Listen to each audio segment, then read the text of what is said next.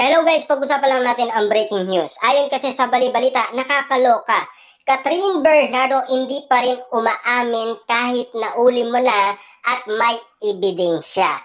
Kasi ang usap-usapan kung bakit nga naman si Catherine Bernardo hindi nagbago ng outfit. Ganun pa rin sa outfit na gusto umano ni Daniel Padilla. Kita nyo naman.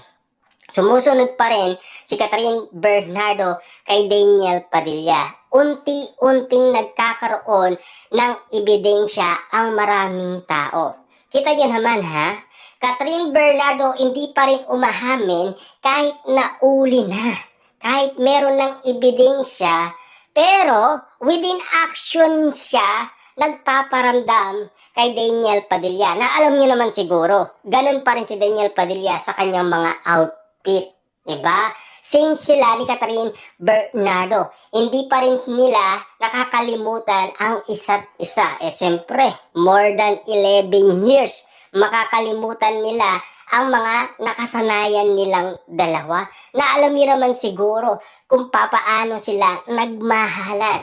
Hanggang ngayon kasi, buhay pa rin sa Katniel ang isa't isa sa kanilang outfit. Nakikita kasi ng mga Katniel fans na kitang-kita ang ebidensya at patunay kung bakit nga naman kasi nagkakaroon ng ebidensya ang maraming tao. Lalong-lalo na kasi alam nyo naman, hindi pa naman umaamin sina Daniel Padilla at Kyla Estrada, lalong-lalo na si Catherine Bernardo at Mayor Mark Alcala sa kanilang tunay na relasyon. Baka nga naman daw, hindi pa naman sila ganon talaga ka-close sa isa't isa.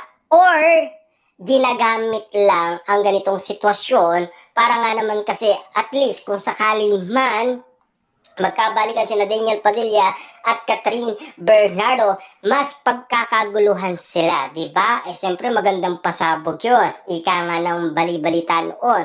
Dahil ang usap-usapan noon, magkakaroon ng reunion movie ang Katniel. Walang iba kundi ang After Forever. Na alam niyo naman siguro, ayaw ibigay ni Direk Cathy kahit kanino. Ang gusto niya sa Katniel lang. At ang usap-usapan kung bakit nga naman bulong-bulungan ni Sian Gasa noon na laging nagkikita daw si Catherine Bernardo at Daniel Padilla dahil lang sa kontrata umano ng ABS-CBN dahil sa collaboration project. Na alam niyo naman siguro nagkaayos na sila dahil nagkita sila noon Christmas special. Kumatok nga naman itong si Daniel.